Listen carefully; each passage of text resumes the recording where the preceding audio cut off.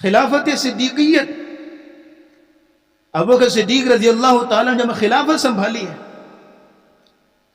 تو کئی فتنوں نے سر اٹھایا، امت بکھر گئی، کئی لوگ مرتد ہو گئے، ایک سے بڑا ایک فتنہ جو ہے وہ رونما ہوا۔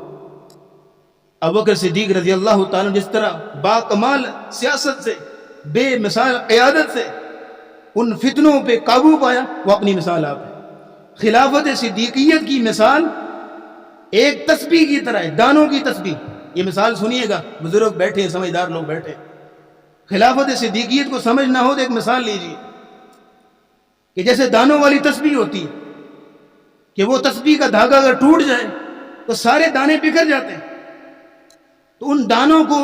اکٹھا کرنا، سمیٹنا اور دوبارہ جو ہے وہ تسبیح وجود میں لانا بڑا مشکل کام ہے۔ اگر صاف فرش پہ دانے گرے پھر تو چلو آسان ہو جائے،